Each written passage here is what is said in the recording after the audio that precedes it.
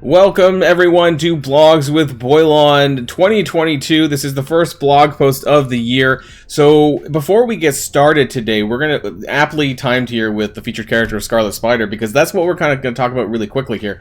That, and I want to talk about how I did in Tower. So first off, just want to remind people, for those who may have forgot, that the Fresh Horizons event for Scarlet Spider does start today at the store reset time. And what's interesting about this milestone, of course, like I mentioned in my video, that you could hypothetically clear this in one day if you have the training modules and want to blow like 10 million gold to do that. So just very quickly, I do want to bring up, not the blog, this here. So this is a screenshot from my video, from my Fresh Horizons event video. This is my my table math, basically. And so depending on how much energy you're spending on campaign, you might be spending anywhere from 5.6 to about 10 million gold. Now I know there's not 10 million gold here, but if you're wanting to blow through this milestone without actually, you know, just on day one, you just want to train your characters and get it finished, then that'll cost you roughly around 10 million gold worth of training modules in order to do that. But for everyone else who's maybe taking a bit more of a casual approach to it, it's going to take anywhere from 5.6 to 7.4 million gold. So just wanted to share that with you. And for those of you who don't know, there's only 51 Scarlet Spider shards in the milestone itself. The rest of the shards for him is going to come from Pocket Dimension, which does start next Friday. So that you're going to get 55 shards from the second timed run, and then you're going to get 1 shard per node. At least that's what we think we're going to get, which gets us a grand total of 126 Scarlet Spider shards. So if all you're doing is completing the milestone, you're only going to be getting a 2-star. But if you happen to be doing Pocket Dimension and all of that, then you're going to get just above a 3-star, which still isn't great, but that's just what it is for Scarlet Spider. So moving on to that, before the blog post, I want to talk about the end of Avengers Tower. Now, we're going to be doing a separate video with some content creators that's probably going to come out tomorrow, more related to like my conclusions of Avengers Tower. I want to get some wider thoughts on it as well. But as far as how I did, actually I didn't do too terribly. So my rank was 4,096. I scored about 90,000 or 80,000 points. Forget where there we go. 80,750 points. How I managed to achieve that, if any of you were following my day 1 through 5 videos, I didn't do any more after that. Basically, I did a lot of simming in day 1, but day 2, 3, and 4 were manual. And then day 5, I did a little bit of manualing, but then I did the rest in simming. And then day 6 and 7 were completely simming. So I would say I did about half manual, half simming, and I managed to get this score. And what ranking did I get? Well, I got 2 to 3%, which honestly, for the amount of effort that I put in, I think is pretty good. Now, my partner's account, I did completely 7 days of simming, and that accounts about, I would say, about 2 million TCP below mine. I'm at like 16. That accounts at 14. And I did completely simming on that for 7 days, and I got 4 to 10%. So there really isn't a huge amount of difference at that point between some of these ranks. And honestly, I think that if you have a larger roster, you probably could have got away with doing a lot of simming, as long as you're doing what I call educated simming. So you kind of know what the matches are, the matchups are, you kind of know what the counters are, and that way you can get a reasonable amount of wins. For me, if it ever comes back, I mean, we're going to talk about this tomorrow. I don't want to, say too much about it here. But I think there's a lot of adjustments that need to be made. I want to enjoy a tower mode, but I'm not sure if where we're at with this one is what I'd like to come back. So we're going to talk about that more in my next video. So do watch out for that. We're going to have Dorky Dad on board because that is, he's the one who was in the top 50, I think, somewhere here on the leaderboard. You can check that out for yourself. And we're going to have McMole on board as well for that video. So watch out for my tower conclusion video, which will be sometime tomorrow, hopefully. So without further ado, let's get onto the blog and see what's with us today. Hopefully we got some good news today. Alright everyone, and so the blog post today is titled New Year, New Dimensions. I kind of think I know where this is headed, and we have Ghost Spider in the background here, swinging from somewhere. Anyways, greetings commanders. We hope you had a fun, safe and relaxing holiday season. Yeah, it was great. You know why? Because we got the 12 days of Marvel Strike Force Scopely holiday offers. I don't know if you guys checked out my anger video on that. If you haven't, go check it out. Yeah, that was probably my most disappointing part of, at least in Marvel Strike Force, this holiday season. So yeah, do watch that, because apparently a lot of people had a blast watching me get angry. Ring in the new year with an event campaign. Yeah, so okay, so it looks like we're going to get the info here specifically on the Spider-Punk campaign. So Spider-Punk starts on January the 14th at 4 p.m. Wow, okay. That's the exact same date as Pocket Dimensions next Friday. So, yeah, okay, mark your calendars. It's going to be a 15-day event because all event campaigns are 15 days, which means it's going to run from January the 14th to January 29th, which is a Saturday, I guess. And that's basically going to take us towards the end of the patch cycle, I think, at this point. So, yeah, so this is going to be, they mentioned the levels. This isn't, are they hard requirements? Actually, you know what? I think they might be hard requirements. I thought medium actually required 3 of the traits. Did they take that back? They may have rolled some of this back. So when I was leveling up through event campaigns, you know, medium would require 3 trait members, and then hard with 5, of course. So I don't know if this has been adjusted or not. I'll have to follow up on this. I know it doesn't matter too much for a lot of people, but it might for some.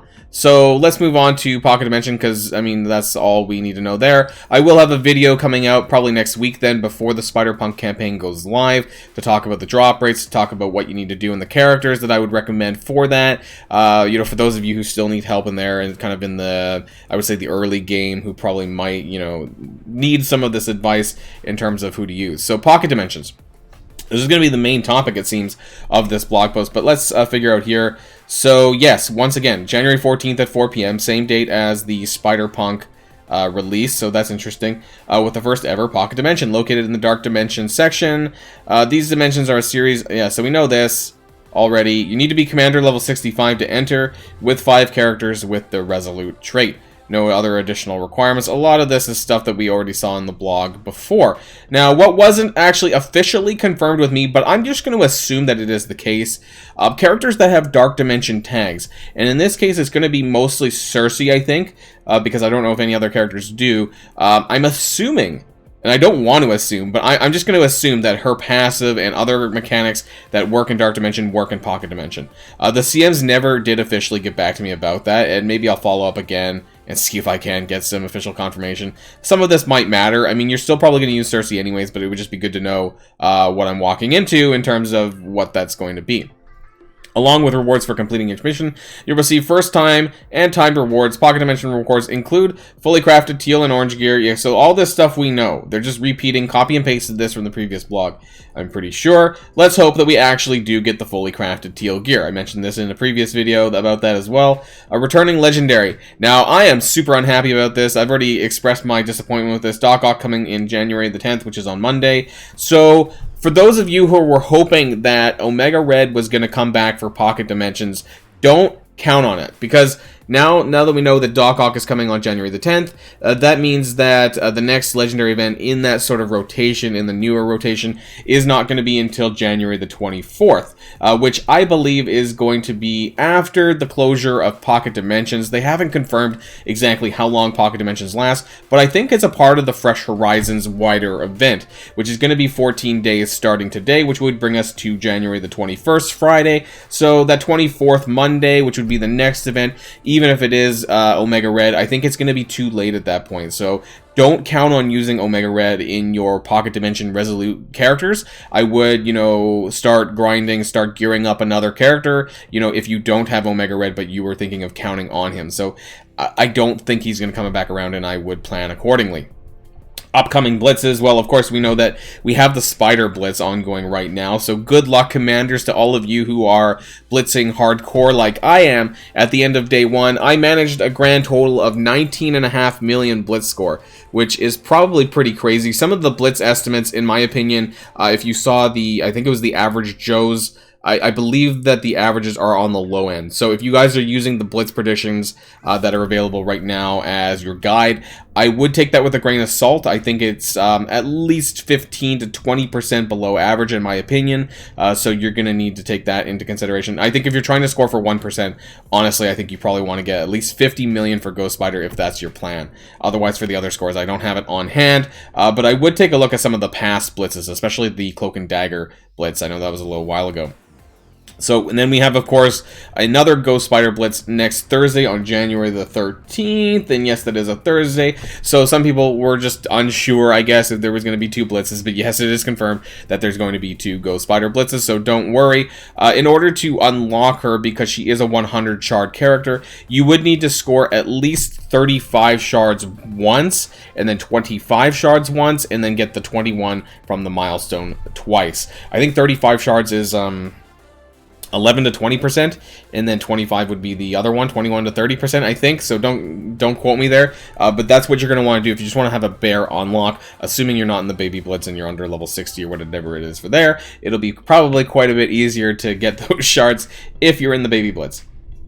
Bonus and flash events, we of course always get, you know, double shard character stuff. That's no surprise there. So if you need it for X-Force, for Doc Ock, training gain, actually this one's not bad. I like how they say specifically for Pocket Dimension characters, but yeah, you're going to get double training modules on January the 9th, which is going to be on Sunday, so that's cool. Hand, double shards, another training gain on the 13th, so that's going to be next Thursday for the start of the second Ghost Spider Blitz, and then we have Relicon coming back. This was a little bit drier than I kind of expected for a blog post video. Or blog post in general for the first coming back.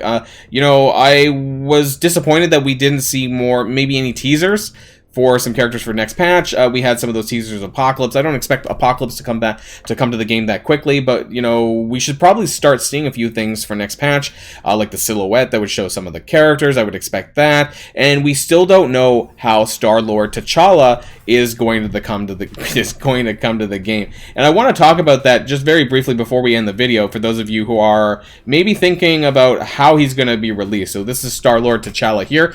Honestly, I have this very deep suspicion that he's going to be a Blitz after Ghost Spider. Don't quote me here, because obviously I don't know anything. But, you know, as far as timing goes, that would be quite appropriate for the end of the patch. We have right here, we have Ghost Spider now on the 6th and the 13th. And then if we had Starlord T'Challa on the 20th and the 27th, and then we have the Spider-Punk event ending on the 29th, that would lead us basically to the end of the patch. Then that would kind of put patch 5.10, because that's what they're going to call it, probably on this Tuesday and Wednesday, February 1st, February 2nd, that kind of date there. And I think that's very aptly timed for the next patch. So I just don't think that we're going to get a Starlord T'Challa event, because we have a lot of events going on right now. We have the Fresh Horizons event for 2 weeks, part of that, which is also the Pocket Dimension event, which is going to be next Friday. And then on top of that, we have the Spider-Punk event as well. So I think we're kind of evented out. I don't think that T'Challa is going to make that, unless for some reason it's like they're holding him and they're going to make him a strike pass. But honestly, I don't think that's likely either, given the fact that he's 100 shards and not 45. So I think another 100 shard blitz is likely. But let me know in the comments down below your predictions for the Starlord T'Challa release method, and we'll see who's right. I'm going for a blitz, but we'll see. I think there's too many events right now that he's probably not going to be an event or a milestone. So that's the end of this kind of shorter blog post of 2022. I guess I was expecting a little bit more, but we didn't get it. So of course, until next time, everyone, stay safe and healthy, and I'll see you all later. Also, you know, don't forget to watch my video tomorrow when I bring that out with some collabs. So yeah, that should be great fun. And yeah, until then, I'll see you next time. I screwed that up, but that's okay. See ya, everyone.